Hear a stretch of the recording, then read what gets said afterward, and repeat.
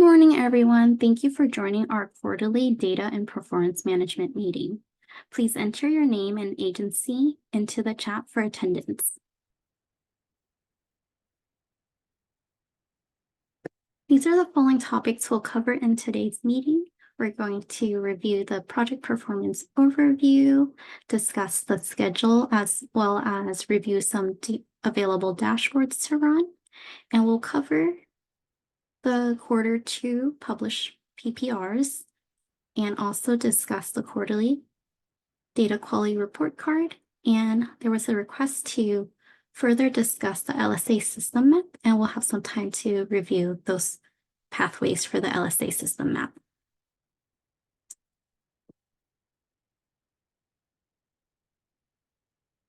I wanted to review the report schedule for the PPR with the group again.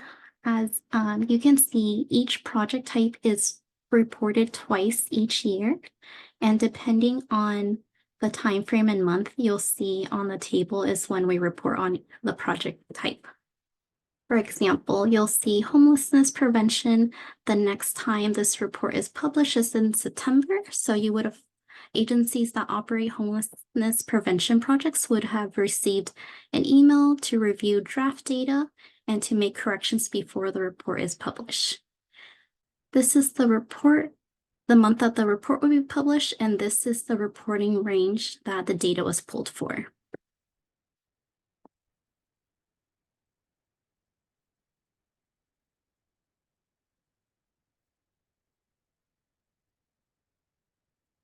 Just want to take a quick pause, see if there's any questions.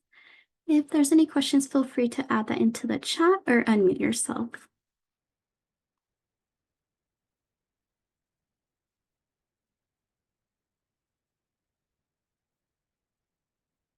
See any questions right now, so we'll go ahead and move forward.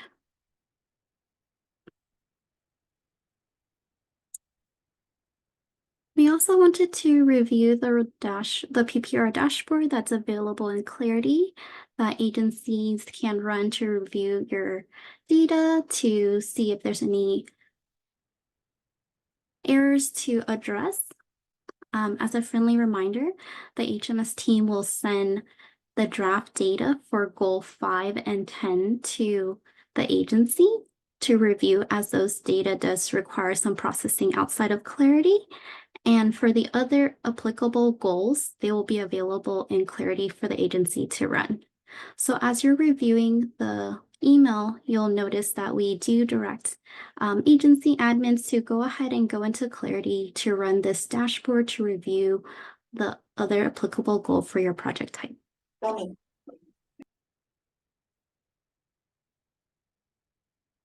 To access this dashboard is going to Reports, then clicking on Data Analysis and expanding the Orange County System Report folder. And then you can scroll down to the Project Performance Report section and you'll see different project type listed. There is a dashboard, which is what the screenshot on the slide shows. It's a quick snapshot of your agency data. And there's also the details report that will provide client level data. As you're reviewing the email, there's going to be a reporting time frame that you should be adjusting this filter to and then adding in your agency name. We also include the link to the project performance overview document, which is a helpful document which includes the schedule and the reporting time frame and the applicable goal for each project type. As you're reviewing this dashboard, it is helpful to have the project overview document handy to review which universe of clients are included in the measure and how is the measure calculated. So you'll notice that there are, for this report is going to be PSH projects and other PH projects. So you'll notice goal 1, goal 4, 6, 7, 9, 11, 12, 13, and 14 are applicable for this project type. And in each tile, you'll see that it is also broken down how your project is doing and the score. For example, goal 6 is going to look at participants that are active in your project for a year and have increased their income. Under each tile, there's going to be a key to help you identify how your project is doing. If there is a percentage of participants that increased income, those who maintain, those who decrease or had no income.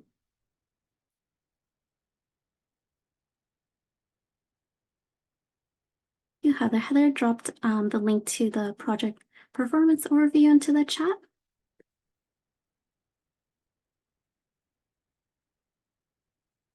Just want to take a quick pause if there's any questions regarding the dashboard.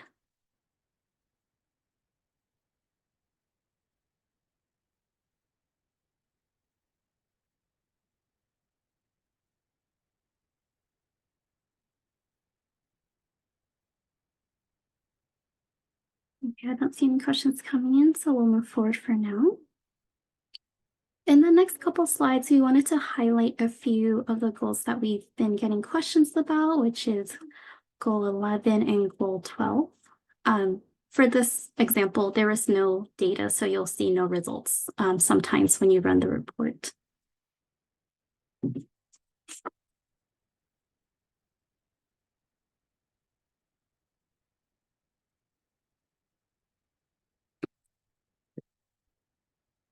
Goal 11, receive referrals from the coordinated entry.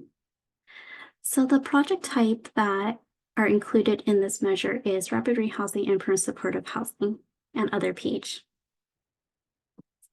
Permanent housing should be receiving referrals from coordinated entry to ensure that the highest priority clients are receiving housing resources they need to end their homelessness.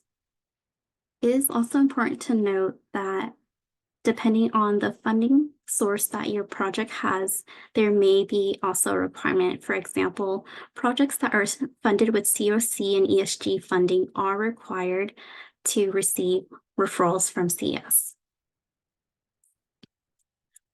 The overview document, it would break down the goal as well as provide additional information to understand the measure of the goal, who's included, and how it is calculated. The universe are head of household with a project start date during the reporting period. This measure is comparing the number of new enrollments in the household or in the housing project during the reporting period to the number of completed referrals to the housing project during that reporting period. And a completed referral means that the household was matched to a housing opportunity through coordinated entry, and the match resulted in an enrollment in a housing project at that agency.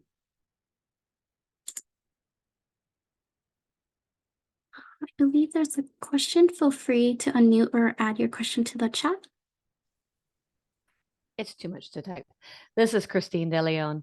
It seems that there is a difference in terminology. It used to be when you would exit from one grant to another, so permanent supportive housing to permanent supportive housing. It used to be like rental by client with housing assistance. And now it seems to be, I don't know which one is right. Now it seems to be PSH to PSH, but it seems like terms slightly changed. So what I've noticed is that it appears on my APRs in two ways. Do I need to go clean up and change it to the current naming convention, or is it fine that it shows up? Because the reason I'm thinking about this is now that there's a new emphasis being placed on the Q15 entries from literal homelessness. And I'm wondering if it will become a concern that it's the same transaction or same thing that happened, but it's two different verbiages, if that makes sense.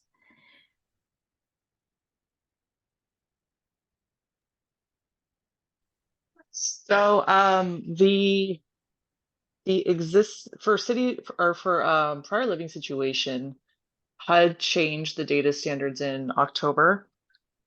And so when they did that, they mapped over or Bitfocus mapped over your responses for permanent supportive housing to the new equivalent that they have. and we updated our reports to that as well. So we did put that in the project performance overview document. I think it's the prior living situation is maybe rental with subsidy, and then there's another question that asks the type, and there's a permanent supportive housing option. But we can confirm that and share it with you, but it is in the project performance overview document. Okay, great. Because I'm in the process of completing an APR now, and I thought I saw it. So, if I do, maybe I'll just do a ticket on that then. Yes, please feel free to send a ticket if there's any questions you have about your APR data, and we can further investigate and support you with reviewing and support with any corrections that needs to be made.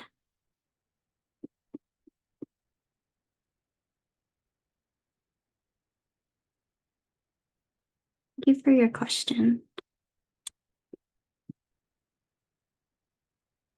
And on the same topic of goal 11, as you're reviewing to ensure that the household that are entered into your project have a complete referral, there's a way to determine that is, of course, run the report and see if there's any that are flagged as not having complete referrals. And you can also review that under the participant enrollment screen. So the data that is shown on the screen is from our training site. Just wanted to note a complete referral looks that this is what a complete referral would look like, that there's an end date for the referral. The status is not pending. There isn't any status such as denied or expired, but that there's an end date. And this end date is going to match the project start date of that project that they were matched to. And that there's a linkage, there's a link icon next to that enrollment indicating that this referral was received and accepted by the CS referral. Something to note is that there are times where agencies have matches to a specific project, but later on the participant is enrolled into a different project. And that is completely fine.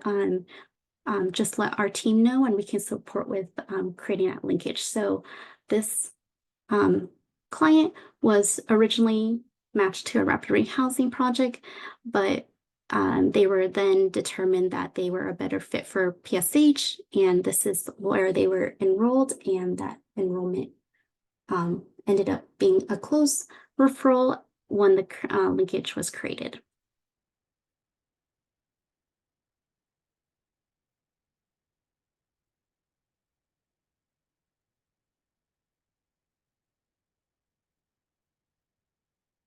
Just want to take a quick pause in case there's any questions regarding goal 11. Feel free to unmute yourself or add your question to the chat.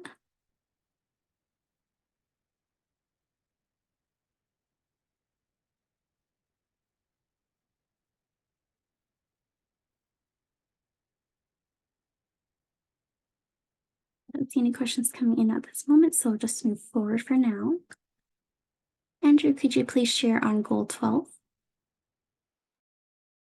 Yeah, so the next goal we wanted to provide an overview for was goal 12, limiting denials by housing providers. And the applicable project types for this goal is all rapid rehousing projects and permanent supportive housing projects and other permanent housing projects that are participating in CES.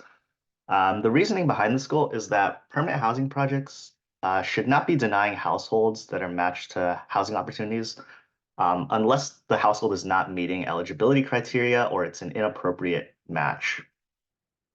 And so we look at all of the denials that occurred over the reporting period, and we count the denials that were denied by the provider, and we divide that to calculate a goal 12 score. And the benchmark that we want to see for our rapid rehousing projects and permanent housing projects is we want 40% or less of those denials to be denied by provider. And what denied by provider means is when a housing provider is updating the status of a match and they're denying it, they're prompted with a field that's seen in the bottom left of this slide, which shows the denied by type and the denied reason. And if you select denied by type provider, that counts as a provider denial. So we want to limit the amount of times that we select denied by type provider. Obviously, we want to make sure that we're entering data accurately and it's reflecting the situation that's occurring with our clients. But we want to definitely make sure that when we are denying, that we're recording it accurately, but also limiting the amount of times that it's denied by provider. So yeah, that's basically it for goal 12. But if you have any questions, feel free to leave it in the chat.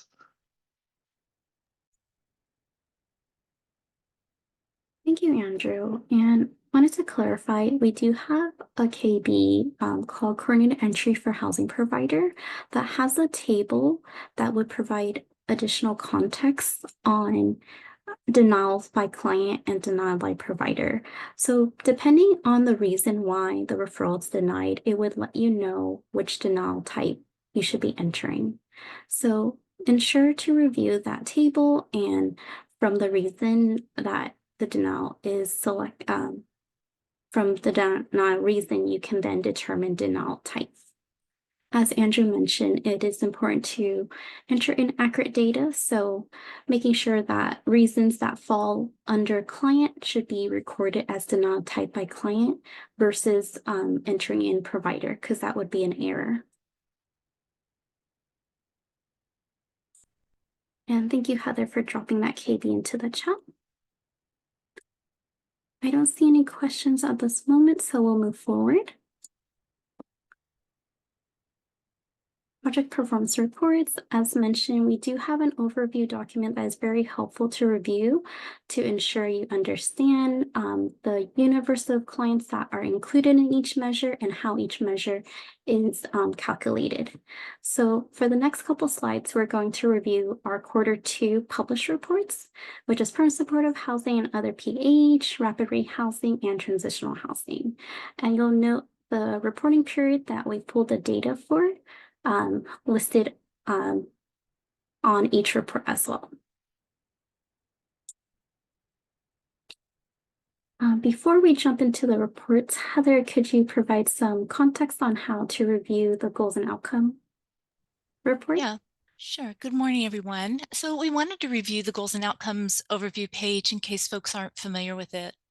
So this page shows the goals over time so we can easily compare the current goal scores with previous performance from past reporting periods. So starting at the top, that first gold oval indicates the reporting period. And then moving down, the second oval identifies the color coding used to indicate whether the goal met or did not meet the threshold. And the third oval shows the goal number, the title of the goal, and the current threshold in parentheses. The dashed line in the fourth oval represents the threshold line that the COC has established for that particular goal. And I'd also like to point out that the bars reflect the 6-month reporting schedule for the project type. So you can see that this is a rapid rehousing goal and outcomes page, and that schedule for rapid rehousing is May and November. And then finally, for the last oval, we wanted to point out that unlike all other goals, Goal 10, which is ensuring clients don't return to homelessness after being housed, uses 2 years worth of data as opposed to the 1 year used for other goals.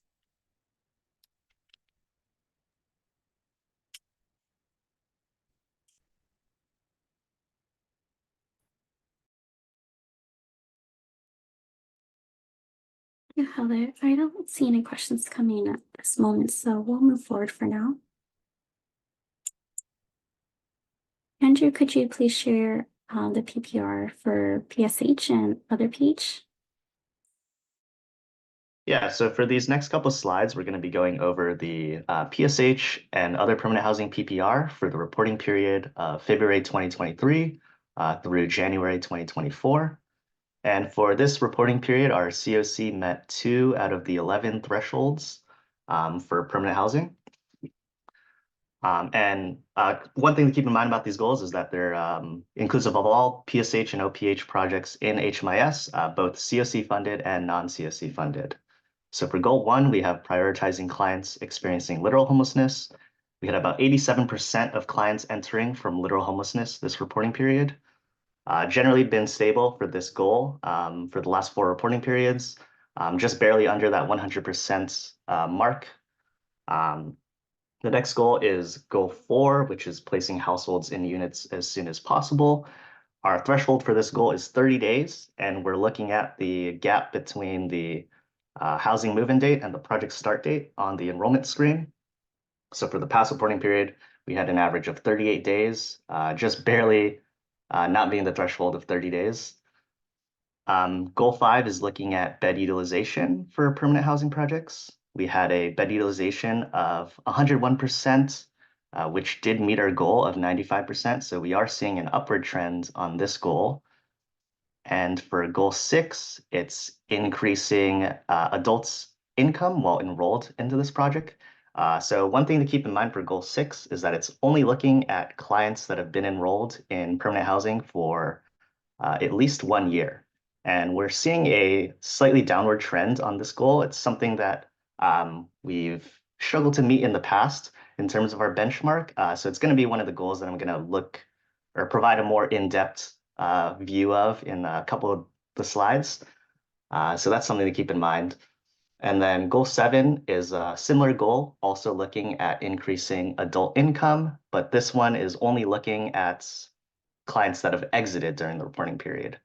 So we're doing a little bit better in the school, and we've been performing fairly consistent, just barely meeting our 40 or just barely missing our 45% threshold.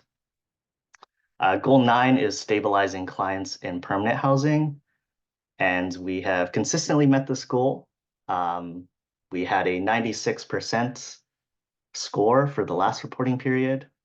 And then goal 10 is that special goal for looking at clients returning to homelessness, where we look at 2 years of data, and we had a 9% rate of return to homelessness, just barely missing the 7% threshold.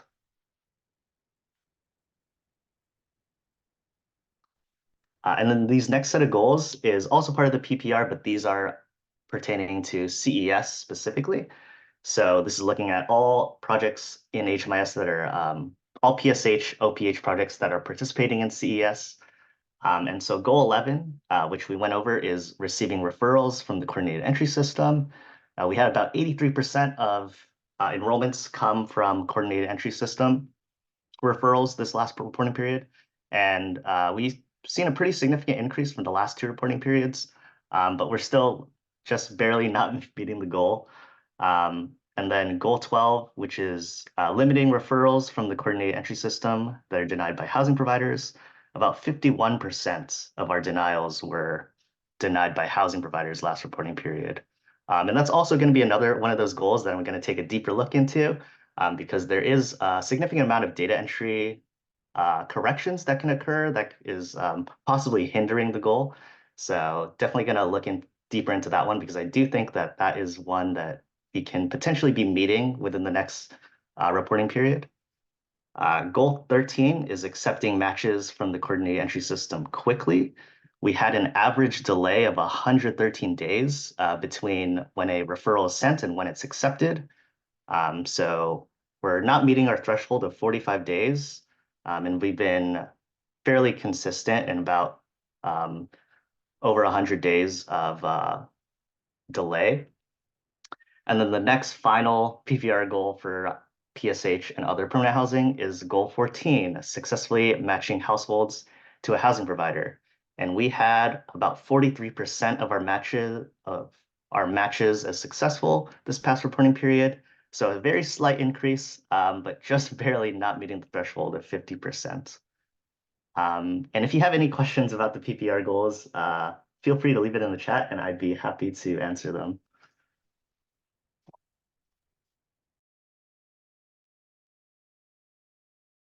So I don't see any question at this moment, so we can dive into the specific goals to highlight now.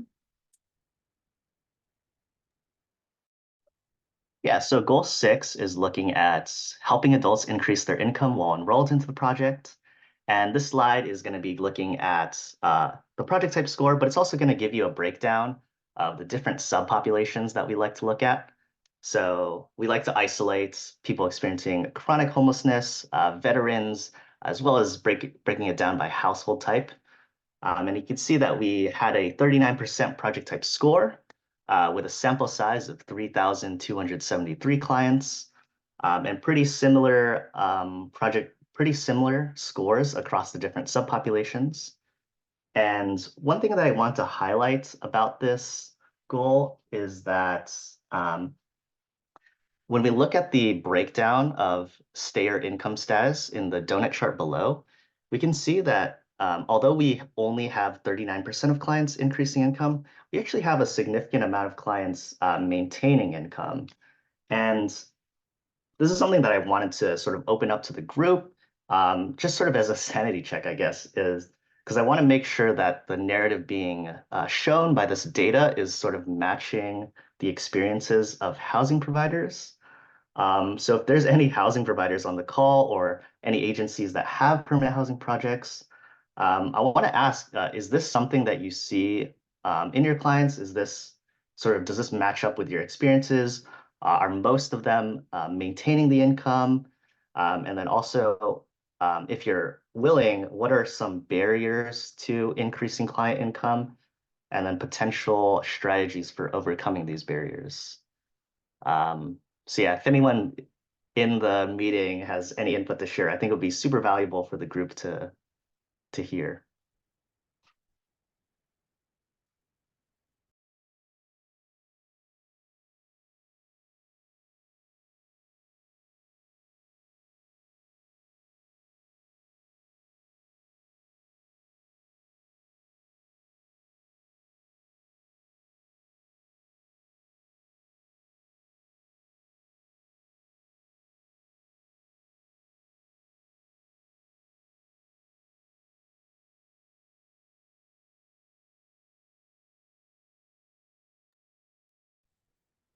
Okay, so thank you, Christine and Sarah, for that input. So it looks like, yeah, that this is sort of the experience that we have across the COC is that most households are retaining their income. And then also Sarah mentions that for certain clients, immigration status and unable to work is also making it difficult to increase income.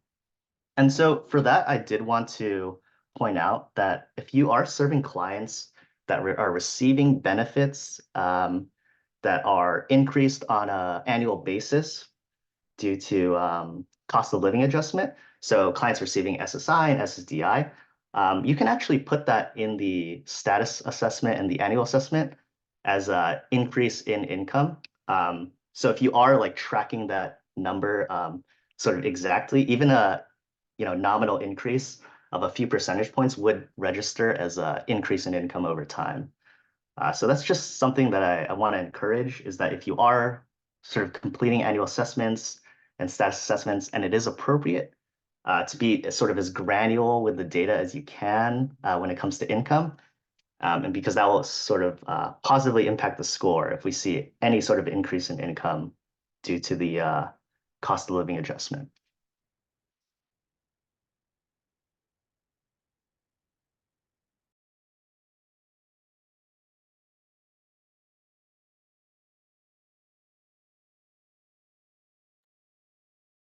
Okay, so the next goal I wanted to highlight was goal 9.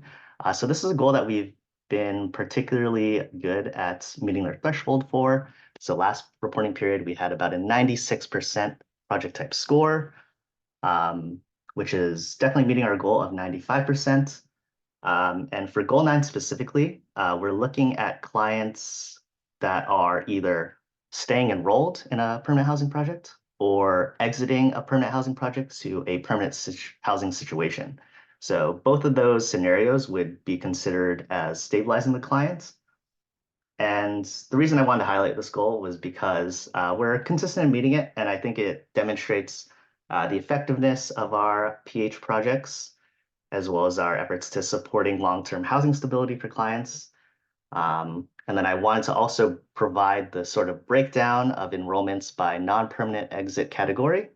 So as we can see that when we do have clients that are not considered stabilized, most of the time they are either exiting to a homeless situation or they actually have a missing exit destination.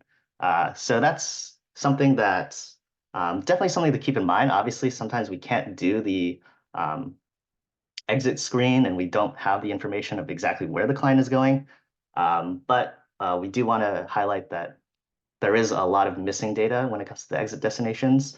So that's definitely something that we want to emphasize and try to enter if we do have that information available.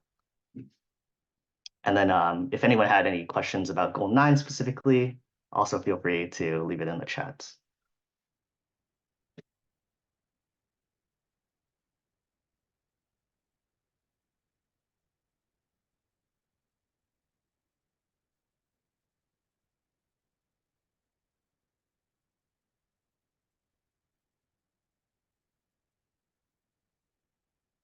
Yeah, Christine brought up a super valid point, is that this is a fairly common situation as clients that are evicted do not respond to exit interview requests.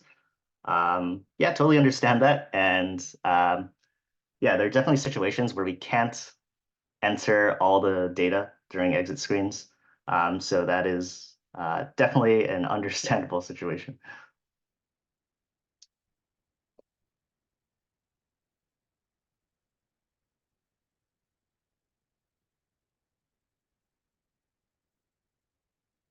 Okay, so the final PSH goal that I wanted to highlight was Goal 12, which is the one we talked about earlier, limiting the referrals from CES that are denied by housing providers. We had about a 51% project type score. And I wanted to sort of go more in depth about what is happening with the denials. So in the donut chart below, it actually shows a breakdown of the reasons for all of the housing provider denials. And we can see that the largest category of those is actually other. So the thing about other is that you're actually also going to have to answer an accompanying field to provide more clarification about the nature of that denial. And we looked a little deeper at the other denials, and we saw that most of them are actually supposed to be client denials. So what's actually occurring is that there's a fairly significant amount of data entry error that's happening at the referral denial stage. And if we were to correct all of these data entry errors, we would actually be meeting the project type score, as most of those housing provider denials are not actually housing provider denials. So that's just something that I wanted to emphasize, is that when you are denying the referral to PSH, to make sure that you're just putting the denial reason as accurate as possible and making sure that it reflects the situation of the denial.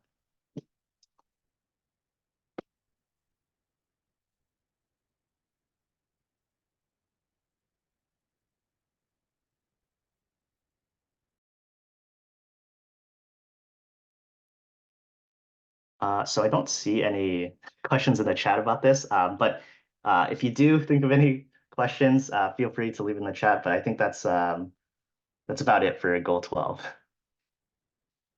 Thank you, Andrew.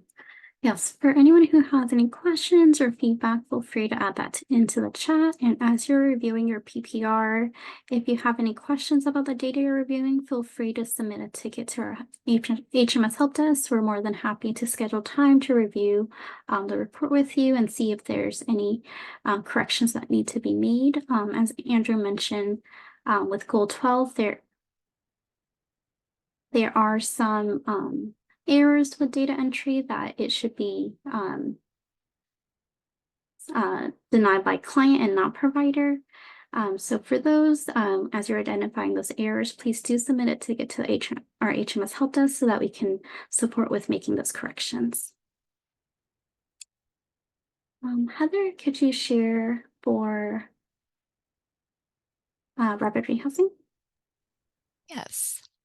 So this is our most recent report for rapid rehousing for the reporting period of March 2023 through February 2024. And for this reporting period, our COC met 3 of the 10 goals. So for goal 1, you can see that we have kind of trended downward and away from our threshold of 100%. And goal 1 is prioritizing clients experiencing literal homelessness. For goal 4, that's placing households and units as soon as possible. And our threshold is at 30 days. And you can see we've kind of hovered around 40 right there, coming down from a high of 63. So not quite reaching our goals there. Goal 6, and that is one of the areas that we have reached our goal. And I'll highlight this goal a little bit later on. Goal 7, increasing income as of project exit. And we have declined a little bit on that one as well. So for goal 8, helping clients exit to successful housing situations, we're hovering right around 52%, still slightly short of that goal. Goal 10 is another area that we've experienced meeting this threshold. So we're hovering at 6%. Goal 11, receiving referrals from coordinated entry. You can see we're about the same as a year ago at 27%, still below our 100% threshold. And goal 12, limiting the referrals from coordinated entry, limiting those denials from housing providers. We're at 40%, and that is a success. We've met that goal. Goal 13, accepting matches from coordinated entry. Excuse me, we are just barely there. And so, but you can see we have trended downward toward that threshold. And then finally, goal 14, we're just below the line, slightly down from last reporting period at 48%.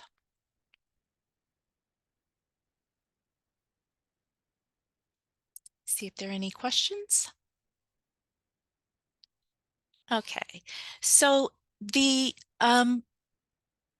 goal 6 is one of the ones that I wanted to highlight, and that is helping adults increase their income over the course of their enrollment.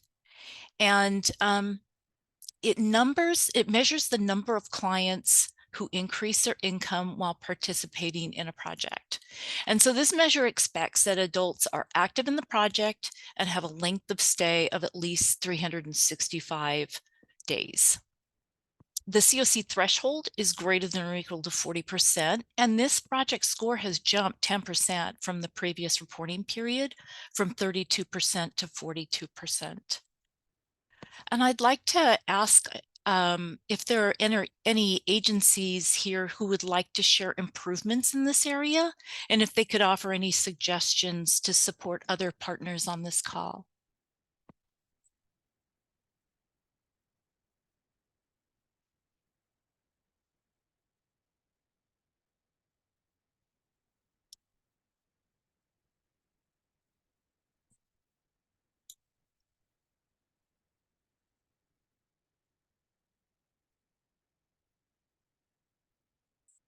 Okay, just wanted to give it a minute.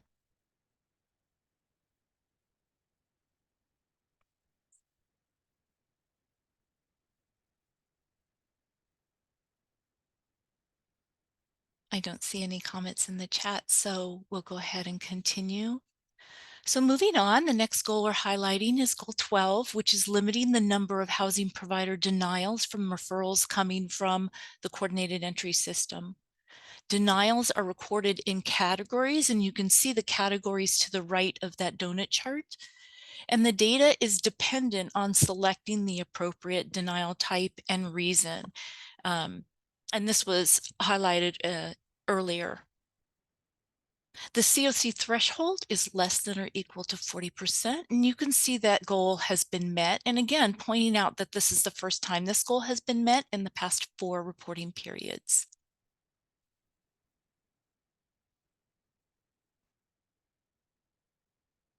Is there any questions on this goal?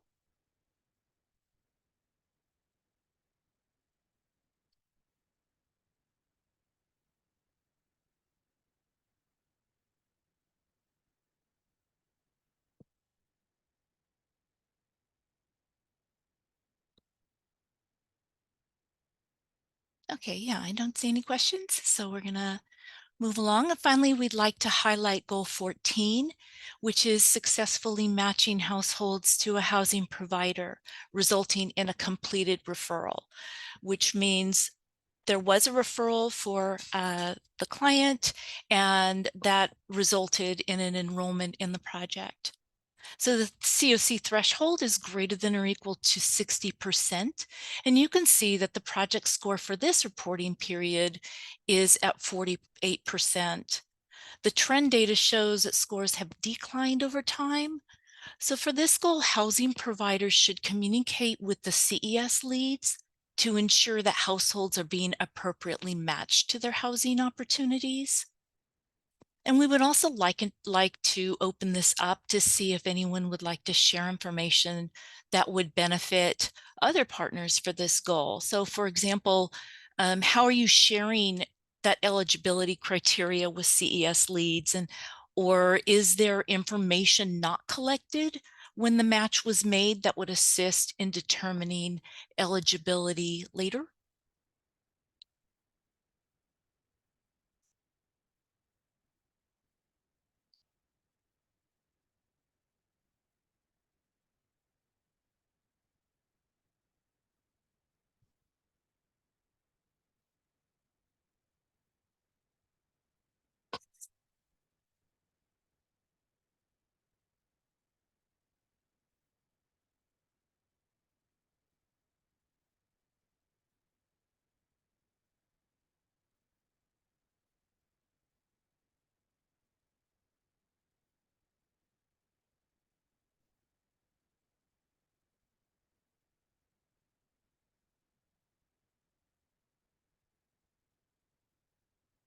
Okay, I don't see any comments.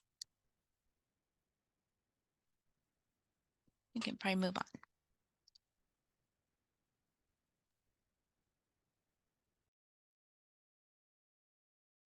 Thank you, Heather. I just wanted to note we did have a question in the chat regarding exit destination data, and we are supporting with suggesting some report that may be helpful. The PPR details report does give client level data and does provide exit destination for agency admins and users who have questions about reports that they should run. Feel free to review some RKBs that provide context on each report and the data that is presented in this report. And if there's a report you're looking for and can't find, please coordinate with your HMS agency admin to submit a ticket and let us know the data points you're looking for, and we can support with reviewing reports that are available and directing you that way. And if there isn't a report available, that we will support with creating some custom report for your projects. So feel free to submit a ticket if there's any questions about reports that you should be running for data points you're interested in reviewing. Linda, could you please share the transitional housing PPR?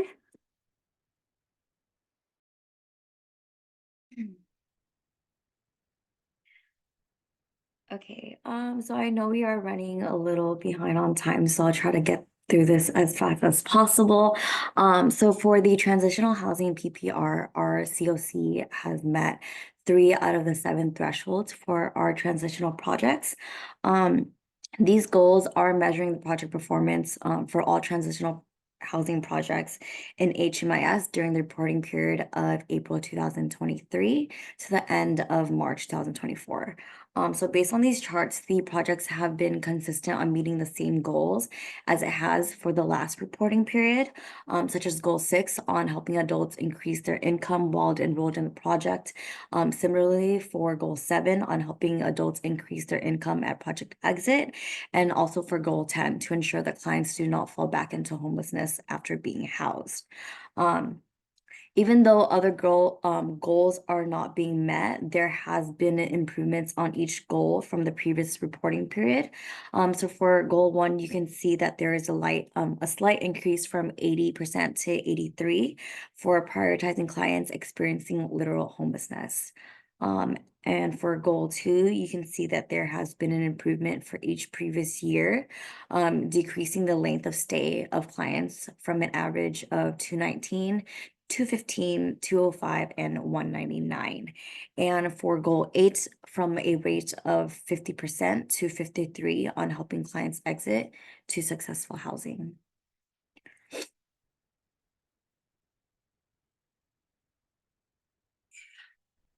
So one of the goals I wanted to highlight was Goal 2, which looks to decrease the length of stay for clients in transitional housing.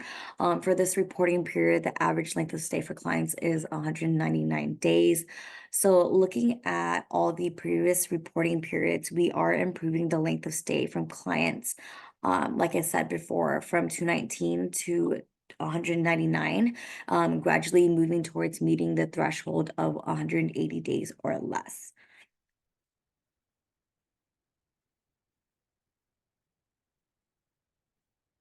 I wanted to just open for discussion for transitional housing providers to see if anything has changed within your projects that would be a factor in decreasing the length of stay for clients.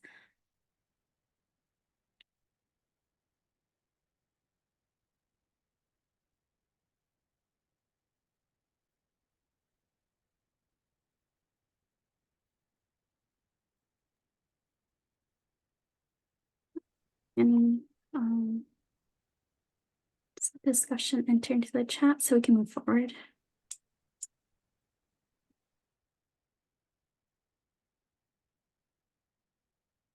Okay, I don't see anything, so we can keep on going. Another goal that I wanted to highlight was Goal 8, which looks to help client exit to successful housing situations. For this reporting period and the past reporting period, this project score has always been around 50 to 55%, more or less, with a threshold being greater or equal to 75%. I wanted to highlight this because our COC has been consistent with not meeting this goal for the past 4 reporting periods. So I also wanted to open up for discussion for transitional housing providers as to why this is so, and suggestions on what could be improved to help meet this goal.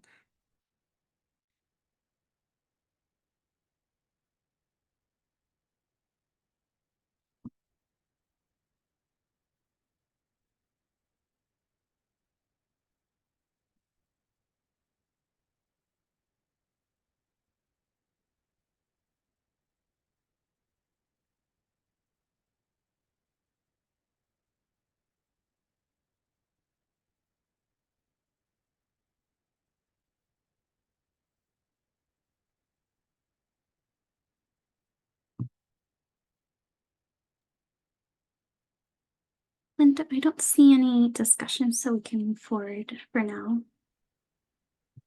Okay. And the last goal that I wanted to highlight was Goal 10, which ensures that client do not fall back into homelessness after being housed from the project. For this reporting period, only 3% of clients who exited from transitional housing projects returned to the system, which meets the threshold of 10% or less. I wanted to highlight this goal because our COC has been consistently meeting this goal, and just wanted to showcase like the effectiveness of our transitional housing projects and our commitment to supporting long-term housing stability for clients.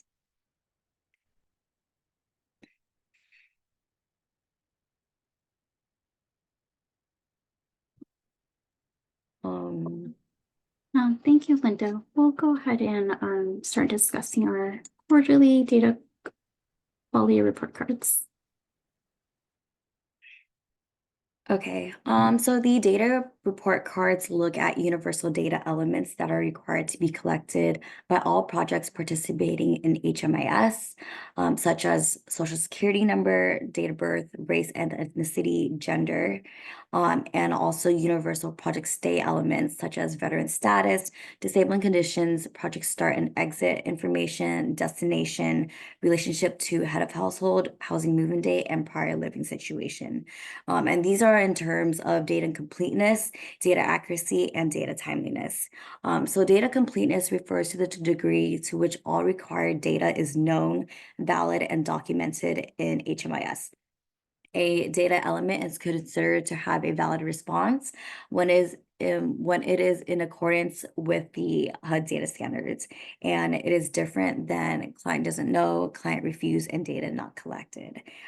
Data accuracy refers to the degree to which data is entered in HMIS, represents the real information on the clients that are being served in projects. And then also data timeliness refers to the degree to which the data is collected in HMIS and available when it is needed. So the data timeliness tab of the dashboard shows the average number of days taken into project start, project exit, and service provided.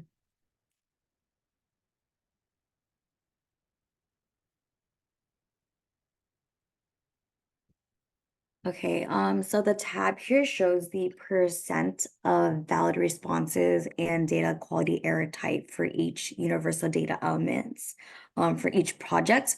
For this quarter, the overall score is 97%, which is meeting the threshold for the data quality report cards. So we can see that as a COC, we collected valid responses for almost all the universal data elements, as most of these are above 90%, with the exception of social security number and last exit destination.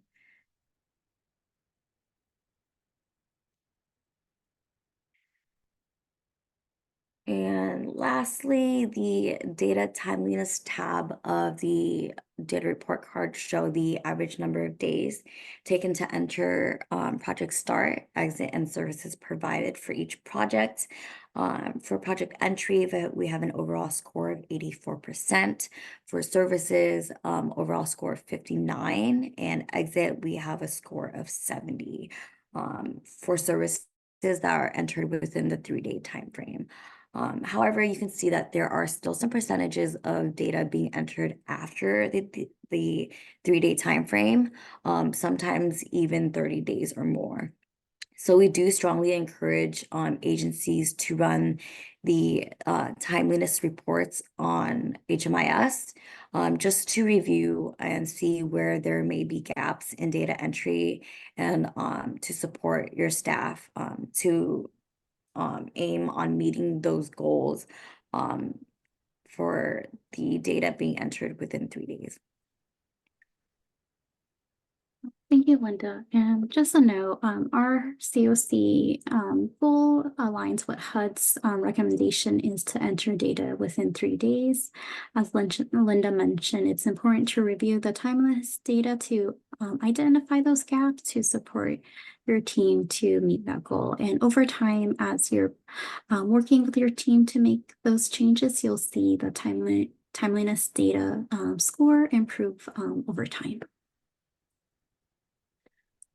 Thank you, Linda. I don't see any chat or discussion for the quality report card, so we'll move forward for now.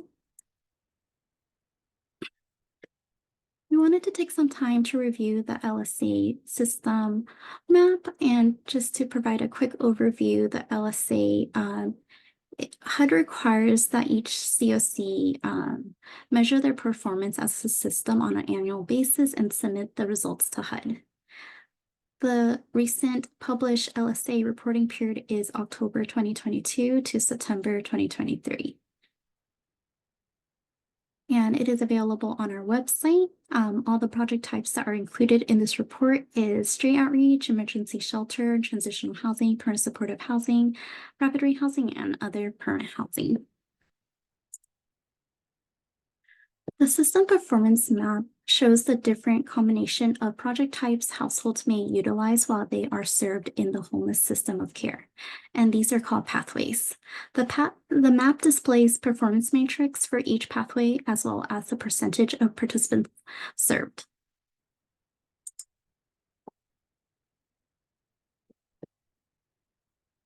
The system performance map of the full homeless system include every project type and pathways, the percentage of households that move through each service pathway, and the performance of the system on an average day of homelessness, exit to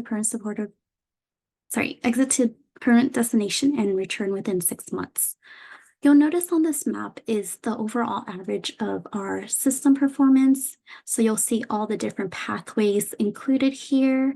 There's a key to help you determine based on the color code of the map. This line is the point of housing. So you'll see rapid rehousing and PSH. There are times where the participants are still homeless and not entered into housing yet. So days prior to move-in, and once they move in, that would be after this dashed line, which is indicated in gray, which is the days housed. And green is when they're exiting to permanent destination. Purple is days homeless. And as indicated in red, it is returned to the homeless system within 6 months. In the next couple of slides, we will be reviewing specific pathways. So you'll be seeing that the data would slightly change, as this is the overall average for the pathways. So for example, emergency shelter, there are different pathways that households participate in, whether they are participating in emergency shelter only, or they are supported with other project type. As you can see, it branches out to other project types.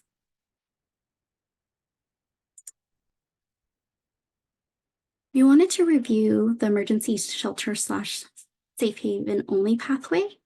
66% of households served during the reporting period are only engaged in emergency shelter, and only 17% of these households are exiting to permanent housing. As you'll see in the next couple slides, there is a trend that if households are linked to permanent housing, will have the greatest positive impact for the largest number of participants. A pathway we wanted to review is if a household is participating in emergency shelter and is matched to rapid rehousing. You'll notice that their exiting rate to a permanent destination is increased, and it is 96% compared to the 17% if they were only participating in emergency shelter only. And something to note is that as they're being supported by 2 projects, the average day prior to move-in is 68 compared to the overall, which is 124.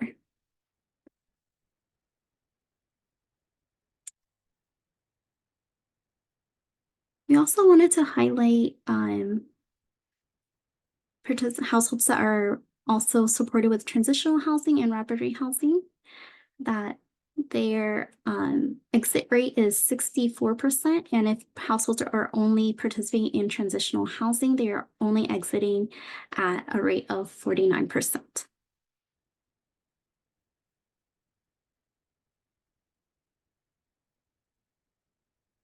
Other pathways pathway we wanted to review is that participants that are only supported with rapid housing, 18% of households are only supported through rapid housing, and the average day to move in is longer compared to participants that are participating in emergency shelter and transitional housing.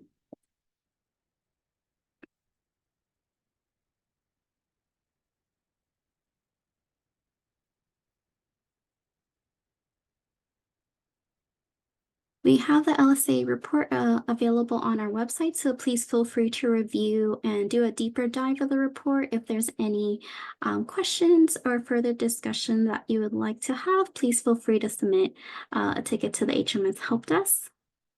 We just want to thank you all for joining us today, and our next meeting will be in November, as our meeting are quarterly now. And thank you for your patience for staying on this call, and thank you so much for your time. We do have a couple minutes if anyone would like to unmute themselves or add some discussion or questions into the chat.